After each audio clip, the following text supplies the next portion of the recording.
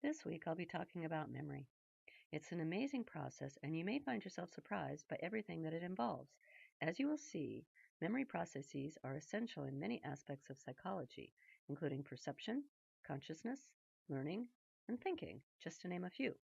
Let's go ahead and see how memory works. Let's look at what actually comprises memory.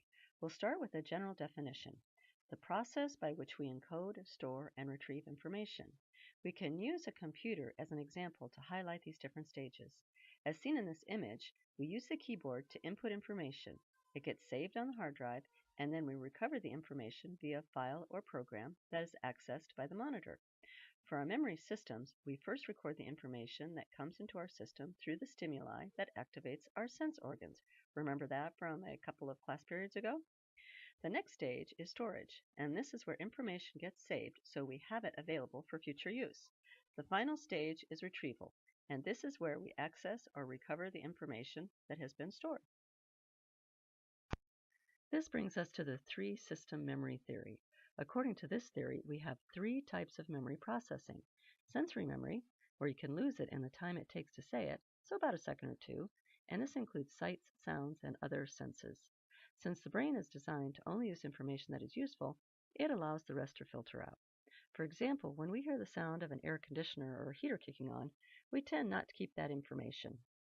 Sensory memory is typically divided into two parts: the iconic, which is the visual, and so what we see, and the echoic, which is sound or auditory, so that information that we hear. If it lasts longer than that, then it goes into short-term memory.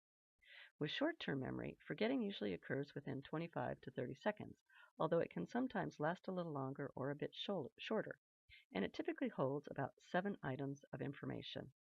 I'll talk more about short-term memory in just a moment. When information from short-term memory is repeated or rehearsed, it can move then into long-term memory, which is storage of information over a long period of time. I'll describe long-term memory in more detail in just a moment. Some have referred to short-term memory as the post-it note, or temporary storage, since information is readily available for a short period of time. We use short-term memory as a pointer or a link for information that we need to retain temporarily, such as when we remember what we want to say while someone else is talking. As I mentioned in the previous slide, short-term memory typically holds about 7 pieces of information. There is a way we parcel information to make it more meaningful and therefore easier to remember. Take chunking, for example. I'll give you a few seconds to look at this string of letters. What do you remember? Now, if I have an example where information is chunked, does it make more sense? And is it now easier to remember? What we've done here is to take a grouping of stimuli, in this case, the line of letters, and group them into packets of information that have more meaning and is easier to remember typically. Okay, here's another example. I'll show you this image for a second, and then you try to remember all the shapes that were shown. If we were to chunk this information, does it make it easier to remember? This is also an opportunity to see how perception plays a role in our memory. Remember the Gestalt perceptual laws? This is an example of the law of similarity, where we put similar items together to make more sense out of them. Chunking is another way that we try to make sense out of the world, and it has real implications for our memory system. So this shows us that what we pay attention to, which is the encoding of the information that comes into our senses, is more likely to be transferred to long-term memory, although there are many instances where we only want to temporarily store the information rather than store it more permanently. For example, visiting the friend of a friend and needing to remember the street address until you get there. And I know you all have phones and GPS, but bear with me here. Typically, what we do is repeat it until we arrive at our destination, so it's repetition for a short-term goal. You may not need to remember the address later, so it's only momentary storage. So again, the information in short-term memory is temporary and doesn't stay in memory long unless a conscious effort is made to retain it. For longer-term storage, like needing to remember where you live, this is where long-term memory comes in. Long-term memory is where information from short-term memory gets transferred for more permanent storage. So how do we transfer information from short-term memory into long-term memory? How we usually do this is through rehearsal and association.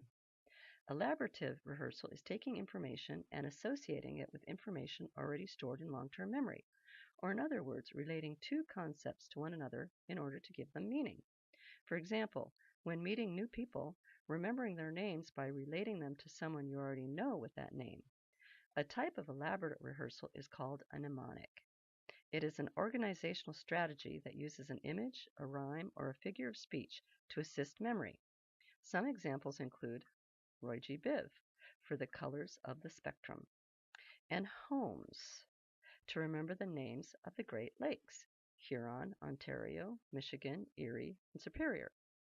From a biological perspective, long-term memory is a memory storage system that relies on meaning and association, so neural networks get strengthened, thereby facilitating faster and more efficient communication. Let's look now at different types of long-term memory. Long-term memory is categorized into several types that perform different memory functions. Long-term memory can be divided into declarative and procedural memory. Declarative memory is a memory of facts and events and refers to those memories that can be consciously recalled. For example, there are 7 days of the week. The first president of the United States was George Washington. The current president of the United States is Barack Obama. Declarative memory can be further subdivided into semantic and episodic memory. Semantic memory is memory that consists of general knowledge, so it is a structured record of facts, concepts, and knowledge about the world that is independent of personal experience. Episodic memory is a memory of the experience of our lives, so it concerns what happens to us, or what are called autobiographical events. For example, from semantic memory, we remember that cereal is generally considered a breakfast food, and from episodic memory, we remember that we had cereal for breakfast. They do go hand in hand since we learn new facts or concepts from our personal lived experiences. Procedural memory, on the other hand, is the unconscious memory of skills and how to do things. It relies on automatic sensorimotor behaviors that we have learned so completely that we are virtually on autopilot. Take, for example, riding a bike.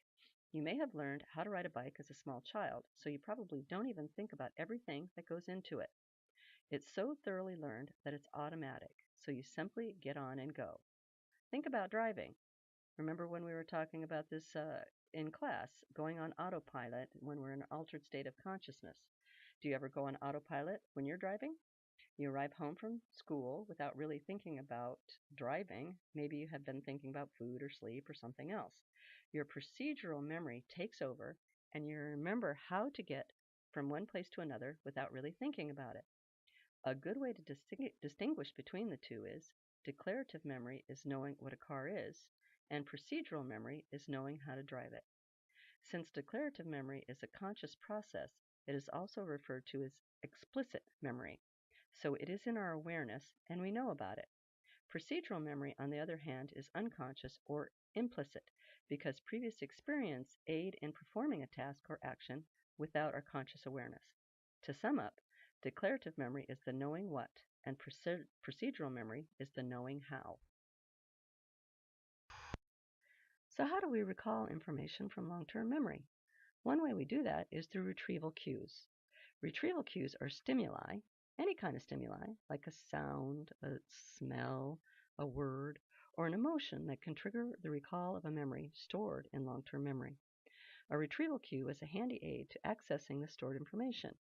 Have you ever woken up with a dream so near the surface but you can't quite remember it? And then you see someone, and that someone reminds you that they were in your dream, and now you remember the dream? Seeing that person would be considered a retrieval cue. Recall or retrieval of memory refers to the reaccessing of events or information from the past, which have been previously encoded and stored in the brain. The term we normally use for this process is called remembering. There are two main ways we access memory. The first is recall, which is the process where we are reconstructing specific information and activating all the neurons associated with that memory. Recognition is a process of making a decision as to whether something has been seen before. You can see from these two processes that one is certainly more complex and involves a lot more than the other. Recall certainly takes a lot more resources than recognition. Typically, most people find remembering easier using recognition versus recall. Take, for example, an exam. Most people find multiple choice, true false, or matching questions easier since it relies more on recognition, while essay questions rely mostly on recall, as there are no words or clues to guide one's way to the answer. If I were to ask you about the characters from Winnie the Pooh, would you be able to name all of them without looking it up? Now, if I showed you a picture of the characters, is it easier to pick them out?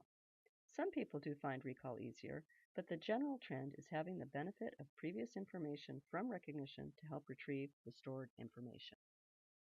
Some other types of memories include flashbulb, repressed, and false memories. Let's look at flashbulb memories first.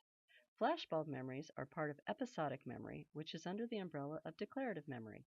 It is a type of autobiographical memory that is a highly detailed, exceptionally vivid snapshot of a moment in which surprising and/or emotionally charged information was heard or experienced.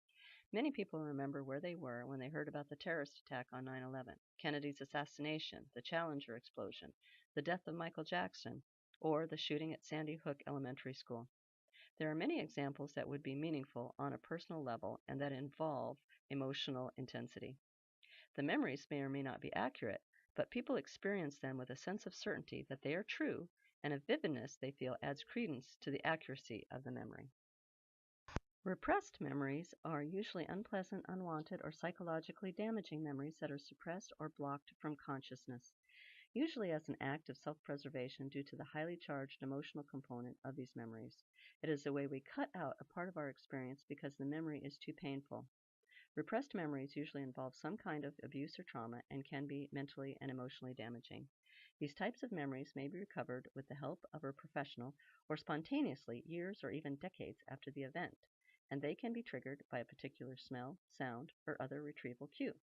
False memories are memories that we believe happened, but they may be inaccurate or totally untrue. A person believes that they remember an event, they're certain it happened, but it didn't actually occur. Individuals are convinced the events happened because the memory feels so real. It may not all be negative either. Businesses do it to increase sales. For example, Disneyland was able to increase the number of tickets they sold to the park due to creating false, yet nostalgic memories. Whether people had been there before or not, it didn't matter, as people could picture themselves doing the things pictured in the advertisements, and all that mattered was their ability to create this memory in their minds. We'll be spending more time with repressed and false memories in class doing some activities and exercises. Why do we forget? Forgetting is the temporary or permanent inability to retrieve a piece of information or a memory that had been previously recorded in the brain. Information that has been learned well is less resistant to forgetting than information that has not been encoded properly. When we forget, it seems to have more to do with difficulties in accessing and retrieving information rather than the loss of information itself. Although I'd like to say that I'm not talking here about brain damage or any kind of brain trauma. A couple of different ways that accessing and retrieving information is compromised is through decay and interference.